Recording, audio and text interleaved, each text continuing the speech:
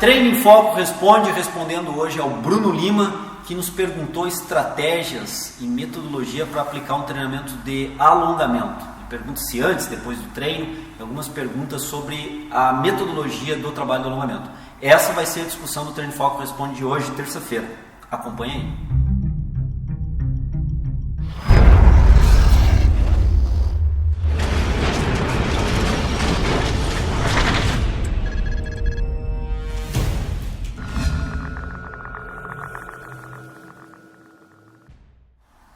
Bem, como eu já falei, Bruno Lima nos questionou sobre se o alongamento seria mais interessante antes ou depois do treino.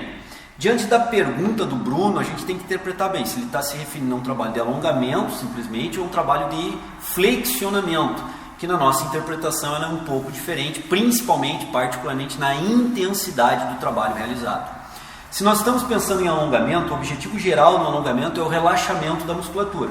O alongamento tem essa característica fisiológica. Após um trabalho de alongamento, a musculatura tende a ficar mais relaxada. Isso é um ponto importante de análise. Mas o alongamento não contribui para o aumento da elasticidade muscular e, consequentemente, não contribui para o aumento da flexibilidade. Se nós estivermos pensando em aumentar a flexibilidade e, consequentemente, aumentarmos a elasticidade muscular para que ocorra também esse aumento da flexibilidade, nós temos que partir para metodologias de treinamento de flexionamento, de intensidades mais fortes no estiramento da fibra muscular.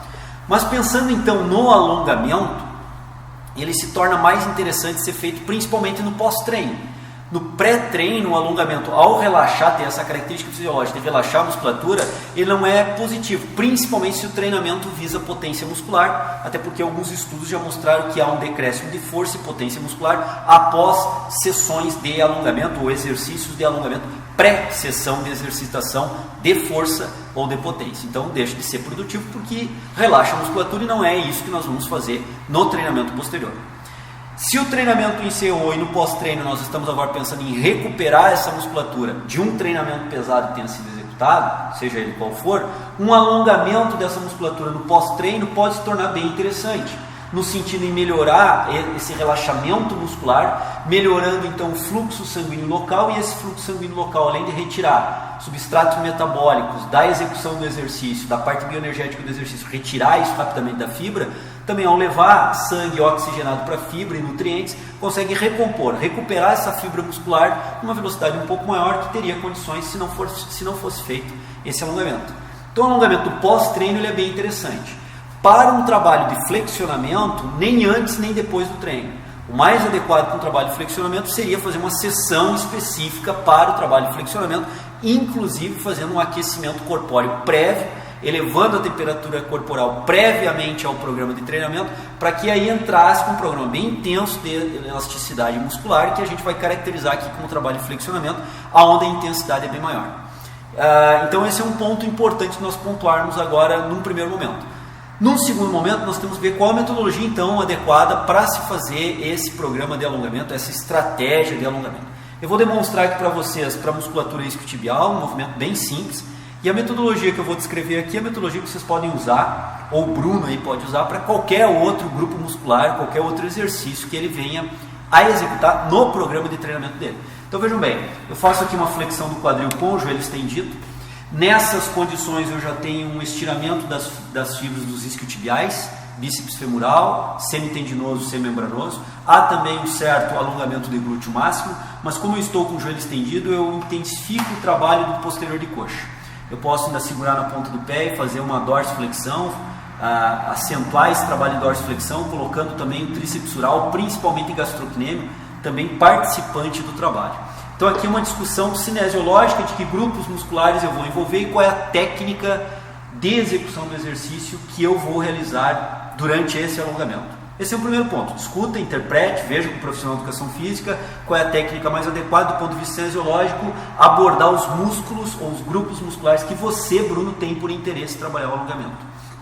Então nesse caso aqui, posso trabalhar com o joelho estendido, segurando e tracionando a ponta do pé em dorsiflexão, como posso deixar sem o trabalho dos posteriores da perna e só enfatizar então os posteriores do segmento coxa. Nessas condições, para fazer o alongamento, eu vou aproximar o meu corpo do segmento coxa, vou ter uma leve sensação de desconforto na região posterior da coxa e nessa posição eu vou permanecer o mais relaxado possível durante aproximadamente 15 a 20 segundos, podendo expandir para 30 segundos se esse for a necessidade, se esse for o caso. Nessa condição eu tenho um alongamento então da musculatura posterior de coxa, da musculatura dos isquios tibiais.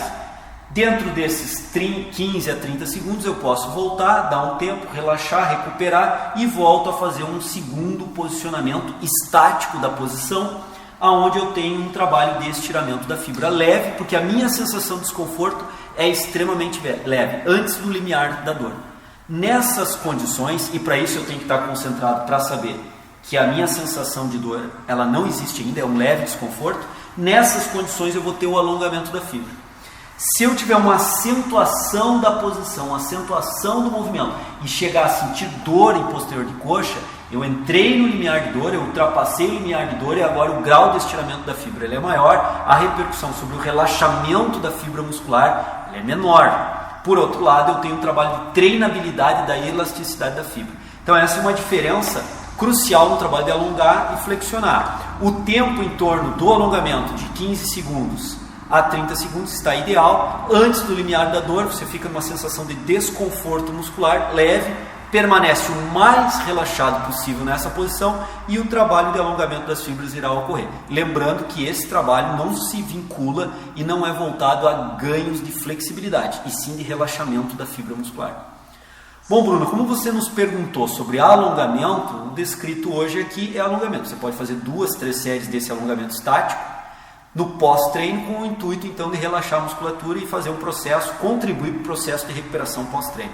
Essa é a lógica que a gente passou hoje, então, diante da pergunta do Bruno. Acredito também que vários outros seguidores que nos questionaram parecido sobre isso também tenham aí contemplado a sua resposta.